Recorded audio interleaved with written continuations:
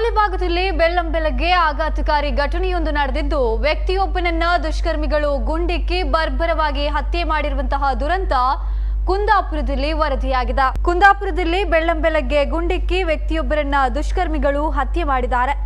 ಬಾರ್ಕೂರು ಕಚ್ಚೂರು ಮೂಲದ ಐವನ್ ರಿಚರ್ಡ್ ಮಸ್ಕರೆನಸ್ ಹತ್ಯೆಗೀಡಾದಂತಹ ವ್ಯಕ್ತಿ. ಕುಂದಾಪುರದ ಚರ್ಚ್ ರಸ್ತೆಯಲ್ಲಿ ಈ ಘಟನೆ ನಡೆದಿದೆ. ಹಾಗೆಯೇ ಮುಂಚಾನೆ 3:30ಕ್ಕೆ ದುಷ್ಕರ್ಮಿಗಳು ಈ ದಾಳಿಯನ್ನು ನಡೆಸಿದ್ದಾರೆ ಎಂದು ತಿಳಿದು ಬಂದಿದೆ. ಐವನ್ ರಿಚರ್ಡ್ ಅವರು ಕೆಲವು ವ್ಯವಹಾರಗಳನ್ನ ನಡೆಸ್ತಾ ಇದ್ರು. ತಮ್ಮ ಮೊದಲ ಪತ್ನಿಯನ್ನ ತೊರೆದು ಬಾರ್ಕೂರು ಮೂಲದ ಮಹಿಳೆಯೊಂದಿಗೆ ಅವರು ವಾಸಿಸ್ತಾ ಇದ್ರು ಎಂದು ತಿಳಿದು ಬಂದಿದೆ. ಇನ್ನು ಮುಂಚಾನೆ ಮಹಿಳೆಯೊಂದಿಗೆ ಕಾರಿನಲ್ಲಿ ಕುಂದಾಪುರದ ಚರ್ಚ್ ರಸ್ತೆಗೆ ಬಂದಿದ್ದಂತಹ ವೇಳೆ ಹೋಲಿ ರೋಸರಿ ಚರ್ಚ್ ಎದುರು ಅಪರಿಚಿತ ವ್ಯಕ್ತಿಯೊಬ್ಬ ಪಿಸ್ತೂಲ್ನಿಂದ ಐವನ್ ಅವರ ಮೇಲೆ ಗುಂಡಿನ ದಾಳಿಯನ್ನ ನಡೆಸಿದ್ದಾನೆ.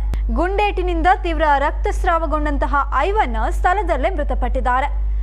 ಇನ್ನು ಘಟನೆಯ ಬಳಿಕ ಆರೋಪಿ ಸ್ಥಳದಿಂದ ಪರಾರಿಯಾಗಿದ್ದು ಜೊತೆಯಲ್ಲಿದ್ದ ಮಹಿಳೆ ಆರೋಪಿಯನ್ನ ಗುರುತಿಸಿದ್ದಾಳೆ ಎಂದು ಪೊಲೀಸರು ತಿಳಿಸಿದ್ದಾರೆ. ಇನ್ನು ಕೊಲೆಗೆ ಇನ್ನಷ್ಟೇ ಕಾರಣ ತಿಳಿದು ಬರಬೇಕಾಗಿದೆ. ಸ್ಥಳಕ್ಕೆ ಕುಂದಾಪುರ ಪೊಲೀಸರು ಹಾಗೂ ಸೋಕೋ ತಂಡ ಭೇಟಿ ನೀಡಿ ಪರಿಶೀಲನೆಯನ್ನ ನಡೆಸಿದೆ. ಈ ಸಂಬಂಧ ಕುಂದಾಪುರ ನಗರ ಪೊಲೀಸ್ ಠಾಣೆಯಲ್ಲಿ ಪ್ರಕರಣ ಕೂಡ ದಾಖಲಾಗಿದೆ. ಪರಾರಿಯಾಗಿರುವ ಆರೋಪಿಯ ಪತ್ತೆಗೆ ಪೊಲೀಸರು ಬಲೆಯನ್ನ ಬೀಸಿದ್ದಾರೆ.